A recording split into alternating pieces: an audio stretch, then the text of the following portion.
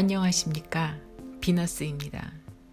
오늘은 유명하다 못해 이제 너무 흔해져 버린 비너스의 조각에 대해 말씀드리겠습니다. 밀로의 비너스가 취한 포즈는 그냥 우연이었거나 개인적인 포즈일까요? 저 포즈는 몸을 이리 꼬았다가 저리 꼬았다가 하고 있는데 괜히 저렇게 비비꼬았을까요? 아닙니다. 저 자세는 인체를 가장 아름다워 보이게 하는 콘트라포스토라고 하는 전통적인 포즈입니다. 초기 그리스 조각을 보면 인체는 완전 빳빳하게 정면을 바라보며 서 있습니다. 특히 그 시대 여성의 신체는 그 윤곽을 전혀 알 수 없게 하는 마치 양파링통 같은 그런 의상으로 가리워져 있었습니다. 여성의 육체는 전혀 표현되지 않았죠. 그러다가 어느 날부터 조각상들이 한 발을 앞으로 내딛었습니다. 앞으로 내디딘 이 한 발은 그냥 적당한 사건이 아니라 이 한 걸음으로 인해 인체가 얼마나 입체적으로 표현될 수 있는지를 발견하게 한 위대한 한 발입니다. 이 한 발로 인해 이전까지 좌우 대칭이었던 자세가 비대칭으로 바뀐 것입니다. 즉, 한쪽 무릎이 앞으로 나오면서 그쪽의 골반이 앞으로 나가고 반대로 무릎이 들어간 쪽은 골반 역시 뒤로 빠지면서 우리가 앞이나 옆에서 봤을 때 3차원적인 S라인이 된 것입니다. 결국 몸의 축이 쭉 곧은 직선이 아니라 미약하게 S라인을 갖게 되는 자세, 그것이 콘트라포스토의 시작이었습니다. 콘트라포스토는 처음에는 짝다리 자세로 시작했습니다.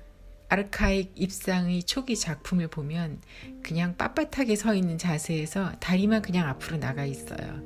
그래서 약간 부자연스럽죠. 그러나 이 자세는 앞으로 나간 한쪽 무릎에 대해 균형을 맞추기 위해서 체중을 실으면서부터 자연스러워지기 시작합니다.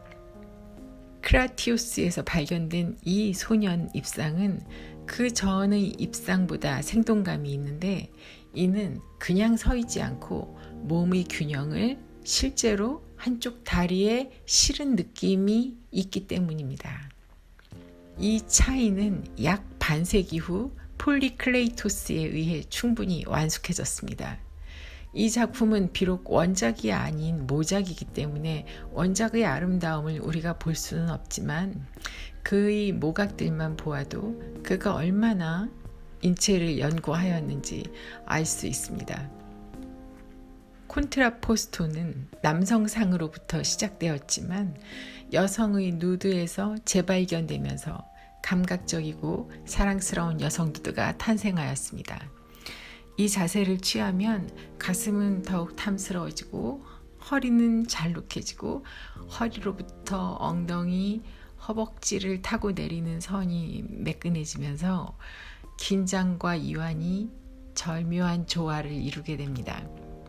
당초 프락시텔레스는 옷을 입은 비너스와 옷을 벗은 비너스, 이렇게 두 점의 비너스 상을 제작했는데 이 중 옷을 벗은 비너스의 아름다움과 인기가 당대에 폭발 직전이었다고 합니다. 그 후 기나긴 중세 암흑기를 거쳐 르네상스가 열리면서 옷을 꼭꼭 껴입었던 신들이 옷을 벗었습니다.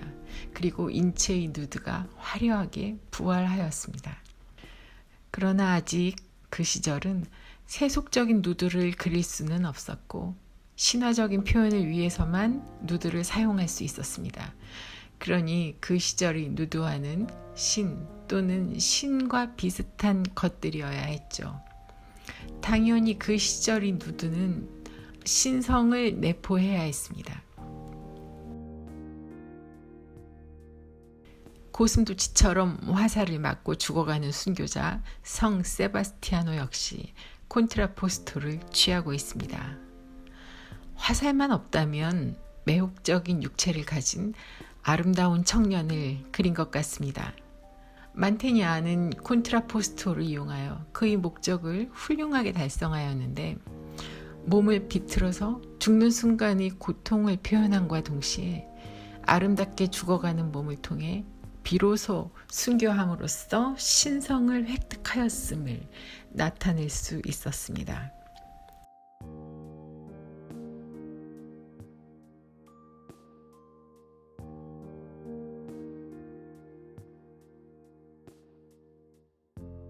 콘트라포스토는 육체를 극도로 아름답게 표현할 수 있는 자세이기 때문에 여신의 육체를 표현하기에 아주 적합한 자세였습니다.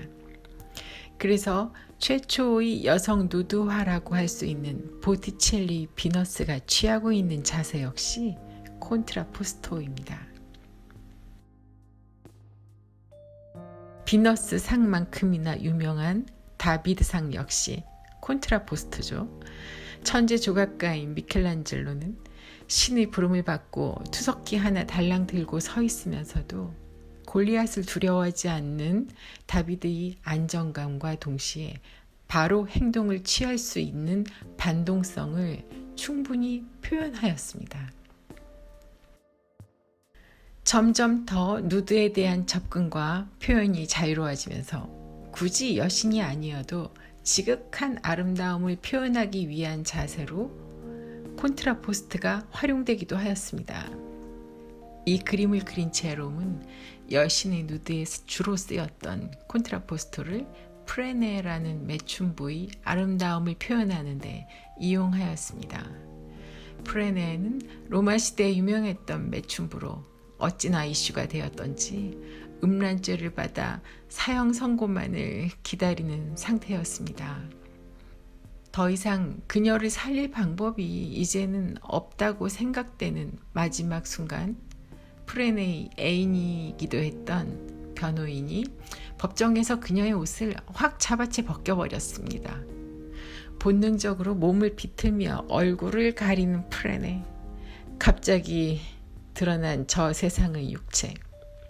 심판관들은 이 세상의 것이 아닌 프레네의 누드에 얼이 빠질 정도로 충격을 받습니다.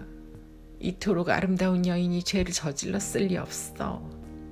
오히려 미의 여신인 비너스를 몰라보고 음란죄로 처벌하려 했던 자신들을 자책할 정도였다고 합니다. 갑자기 황홀한 것을 보게 된 남자들의 헉소리 나는 표정 한번 보실까요?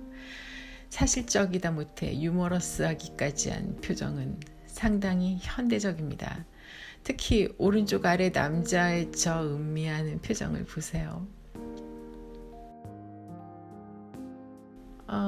지금 이 그림은 콘트라포스토로 그려질 수 있는 육체의 가장 아름다운 모습을 보여주고 있다고 제가 생각해서 올리는 그림인데요.